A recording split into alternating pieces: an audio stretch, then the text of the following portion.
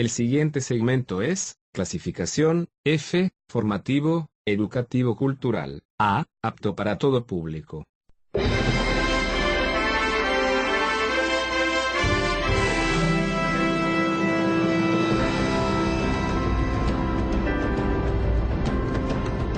Bienvenidos a Sabiduría para el Corazón.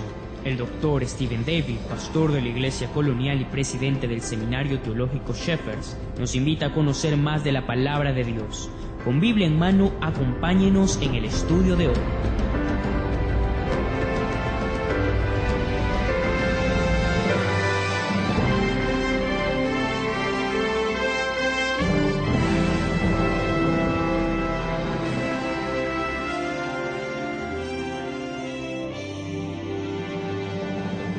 Estamos entrando en la doxología final. Esta es la primera parte de este mensaje que denominé una galería de gracia. Está basado en Romanos capítulo 16, versículos 25 y 26. Por favor, vaya allí a su Biblia, Romanos 16, 25 y 26. En este día, alrededor del mundo, muchos elevarán su voz para cantarle alabanzas a Dios. Hay un poema en particular que ha pasado a ser una gran herramienta de alabanza a Dios. Este mismo fue escrito al final del siglo XVII por un pastor muy valiente que se rehusó a permitir que la amante del rey se alojara en su casa. Él también exigió que uno de los parientes del rey siguiera los pasos hacia el matrimonio con la mujer con la cual se había comprometido. Thomas Ken era un pastor erudito y autor que enseñó en la Universidad de Oxford desde mediados del siglo XVII hasta el final. Él escribía himnos de alabanza a Dios para sus alumnos y los animaba a que los cantaran en la mañana y en la noche, a manera de oración. En una edición de himnos del año 1791, en lo que él tituló Himno Matutino, adjuntó las palabras que nosotros conocemos como la doxología. Alabad a Dios, de quien todas las bendiciones proceden. Alabad todas las criaturas de la tierra. Alabadle, huestes celestiales. Alabad al Padre, al Hijo y al Espíritu Santo. El nombre doxología proviene de la palabra griega doxa. En un principio significaba simplemente opinión. Su opinión en cuanto a alguien era su doxología en cuanto a esa persona. Con el tiempo, doxa pasó a referirse a la reputación o poder de alguien. Luego, eventualmente, pasó a significar honor o gloria dada a alguien. Por supuesto, en la Biblia, el único que merece gloria y honra y poder es Dios. De hecho, la palabra doxa aparece en el Nuevo Testamento como algo relacionado a Jesucristo de manera exclusiva. Por ejemplo, Jesucristo resucitó de los muertos por la gloria del Padre. Romanos 6:4. También Jesucristo fue recibido arriba en gloria, como dice Primera de Timoteo 3:16. Jesucristo está a la diestra de Dios, dice Hechos 7:55. También Jesucristo recibe la gloria por los siglos, dice Hebreos 13:21, donde leemos: haciendo Él en vosotros lo que es agradable delante de Él por Jesucristo, al cual sea la gloria por los siglos de los siglos. Amén. Pero también a Jesucristo se lo refiere como el Señor de la gloria por Pablo y Jacobo, en 1 Corintios 2:8 y en Santiago 2:1. También de Jesucristo se habla de Él como el Dios encarnado en Tito 2:13, en el cual todos los creyentes están aguardando la esperanza bienaventurada y la manifestación gloriosa de nuestro gran Dios y Salvador Jesucristo. Entonces, veremos a Cristo en toda su doxa, toda su gloria, honor y poder. Mientras tanto, nuestra opinión de Él debe de estar a la par de quién es Él. Entonces, le pregunto, ¿cuál es su opinión de Dios? ¿Qué significa la reputación de Cristo para usted? ¿En qué piensa cuando usted piensa acerca de Dios? El famoso escritor y teólogo A. W. Tozer dijo: de poder extraer de la mente de cualquier persona la respuesta a esta pregunta, ¿qué le viene a la cabeza cuando piensa en Dios?, podremos predecir con certeza el futuro espiritual de ese hombre. Con razón, otro erudito de las Escrituras, el doctor J.I. Packer, desafía al creyente diciendo: deje de lado el estudio de Dios y se estará sentenciando al tropiezo de por vida, caminando como un ciego sin sentido de dirección. Alabo a Dios que hoy nos podemos reunir para elevar nuestra opinión de Dios juntos, para elevar nuestra perspectiva de Jesucristo, para dar gloria y honor a nuestro gran Dios y Salvador Jesucristo. Si hay algo que la Iglesia y cada creyente en particular necesita, eso es una opinión eminente de nuestro Cristo eminente y una perspectiva prominente de nuestro distinguido y prominente Dios lleno de gracia. Eso es lo que cada creyente en particular necesita. Después de todo lo que Pablo ha escrito a los creyentes en Roma, después de toda la teología práctica y correcta, él culmina la epístola con una doxología, tal como debería ser. Amigos, la teología, el estudio de Dios, nos lleva a la doxología. Alabemos a Dios. Es la respuesta natural al entrar en contacto con un Dios sobrenatural. ¿Es para sorprendernos entonces que Pablo termine esta maravillosa revelación con una alabanza a Dios? Yo creo que no. La gloria de Dios es el tema de cualquier verdadera doxa. Es la declaración de la gloria, honor y majestad de Dios. Veamos aquí la doxología de Pablo. Vaya ahí en su Biblia a Romanos capítulo 16 y veamos juntos esta doxología. En primer lugar, Pablo canta alabanzas a la gloria del poder de Dios. Fíjese conmigo allí en el versículo 25.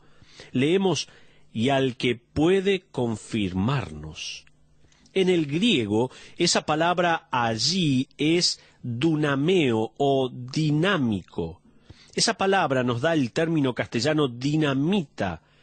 Yo pienso en esto diariamente, ya que se necesita dinamita para atravesar las montañas de la incredulidad y los corazones de granito de las personas.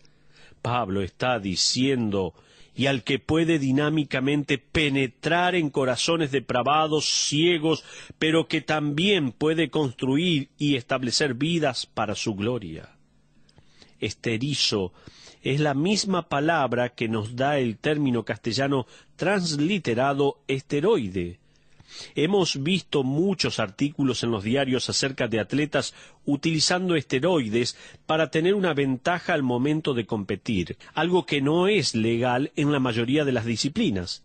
Sin embargo, los esteroides también tienen un uso que es bueno, y cuando son recetados por el médico pueden ayudar a alguien que sufre alguna dolencia o debilidad para recuperarse.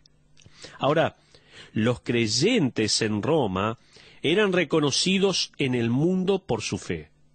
Ahora bien, si bien eran conocidos por su fe, no eran reconocidos por ser firmes en la fe. En esta analogía, el apóstol Pablo anima a los creyentes diciéndoles que al seguir a Dios, Él les va a dar músculos espirituales y fuerza al ministerio. Dios es quien puede agregarle firmeza a la fe de ellos. Entonces, la estrofa de la doxología de Pablo es así: mi Dios puede cuando ustedes no, mi Dios es capaz cuando ustedes no lo son, y mi Dios es fuerte cuando a ustedes les cuesta. Ahora, fíjese que para que Pablo diga y al que puede, tiene que haber a alguien que no pueda. De hecho, Pablo termina su doxología con este pensamiento en el último versículo: al único y sabio Dios. Todos los demás dioses están hechos de madera y piedra con manos humanas. Los dioses de este mundo sacan: nuestro Dios es el dador. En este versículo, Pablo da a entender que Dios da fuerzas a los débiles. E. M. Bones, quien fue autor de numerosos libros acerca de la oración, escribió lo siguiente en el siglo XIX. Escuche, se lo voy a leer. Él dijo así: al levantarme bien temprano escuché los ladridos de unos perros corriendo a un venado. Mirando por la ventana al gran campo abierto frente a la casa, vi a un ciervo joven corriendo por el terreno con signos de fatiga. Al parecer, ya no tenía fuerzas. Su carrera ya estaba casi terminada. Al ver a los perros salvajes acercándose, dio un salto, pasó la verja de mi casa y vino hacia mí refugiándose entre mis piernas. Yo levanté a este pequeño ciervo atemorizado en mis brazos y comencé a luchar con estos perros. En el momento y con la adrenalina sentí que ningún perro podría capturar a este joven venado después de haber buscado en su debilidad mi fuerza. Esto es lo que dice E. M. Bounds. No sabe qué hacer con su vida. No sabe en qué dirección correr. Sabe, corra hacia Dios. Nosotros somos como ese pequeño venado, sin fuerzas, pero corremos a las fuerzas de Dios. Después de todo lo que hemos aprendido, de todo lo que el apóstol Pablo nos reveló en el libro de Romanos, lo primero que Pablo quiere hacer es cantar y alabar a Dios, que en realidad está interesado en cada uno de nosotros y es capaz de ayudarnos a sobrevivir, a afirmar nuestra fe y estar firmes completamente. Ahora, ¿cómo es el programa de ejercicios de Dios? ¿Cómo hace un creyente para agregar músculos a su fe y fortalecer su postura? ¿Cómo nos establecemos? ¿Cómo nos dejamos firmes? Esto lo encontramos en la segunda estrofa de Pablo, cuando pasa de su alabanza para glorificar a Dios por su poder. Entonces, en primer lugar mencionamos de que Pablo canta alabanzas a la gloria del poder de Dios. Pero en segundo lugar, Pablo glorifica a Dios por su mensaje. Fíjese en la próxima frase en el versículo 25. Continuamos la lectura y dice, y al que puede confirmaros según mi evangelio y la predicación de Jesucristo.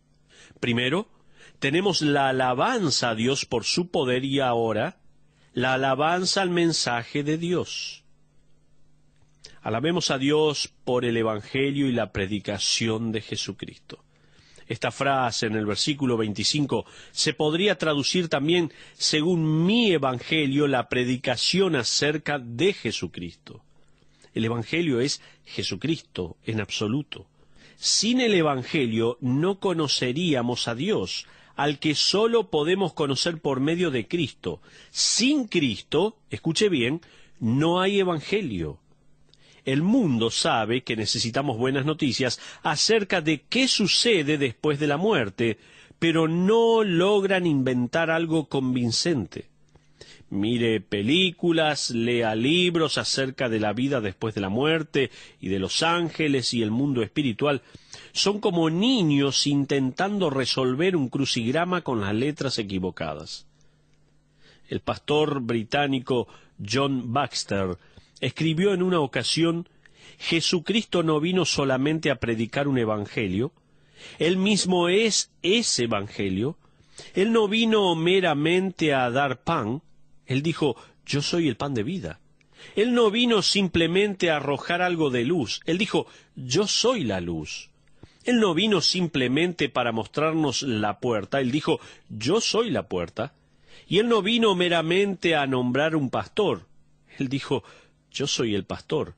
Él no vino meramente a indicar el camino. Él dijo, yo soy el camino, la verdad y la vida. Esto dijo el pastor John Baxter. La semana pasada, uno de los miembros de la iglesia me estaba contando que en una ocasión se perdió y necesitaba indicaciones. Ellos pararon en un lugar y le preguntaron a un joven, y él les dio indicaciones, pero éstas eran difíciles de entender y algo confusas. Así que este joven gentilmente dijo, déjeme subirme a su auto y yo los guío donde quieren ir. Así que los siguieron y llegaron al lugar. En este caso, él no dio un mapa, él se hizo mapa, por decirlo así. Ellos estaban perdidos hasta que él pasó a ser para ellos el camino. De la misma manera, la humanidad está perdida. No sabe cómo encontrar su camino hacia Dios. No podemos llegar al cielo con un GPS, no. Yo ya lo intenté, puse la dirección de mi casa y luego escribí cielo. El dispositivo inmediatamente me dio una cantidad de lugares a escoger. Cabañas del cielo, que es un camping en las montañas, cielo en la tierra, un salón de belleza de Los Ángeles, cielo de los caballos, un rancho en Oklahoma, el spa celestial en Pensilvania, casi cielo, regalos y souvenirs en Texas. El GPS nunca fue vertical, nunca me sacó de la tierra. Todo lo que me mostró estaba aquí en la tierra. El Evangelio no se trata tanto de indicaciones, sino de un mensajero o entregador. En esta carta, Pablo le ha revelado a los creyentes en Roma la verdad del Evangelio al revelarles la gloria de Dios por medio de Jesucristo. Pablo en Romanos escribe en el capítulo 1 acerca de la depravación del hombre y la deidad de Cristo. Luego en el capítulo 2 habla de la imparcialidad de Dios para con la humanidad perdida.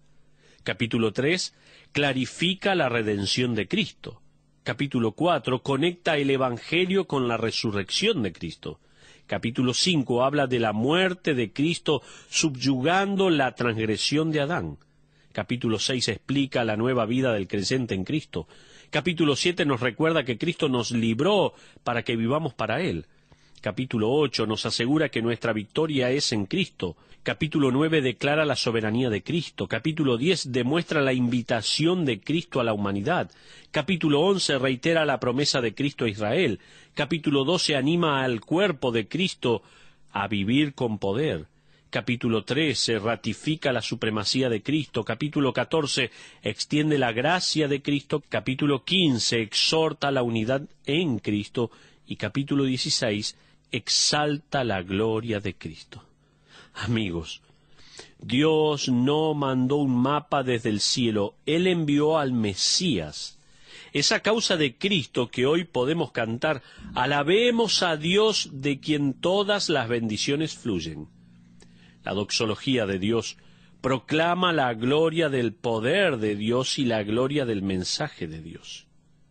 Pero en tercer lugar, Pablo canta acerca de la gloria del ministerio de Dios.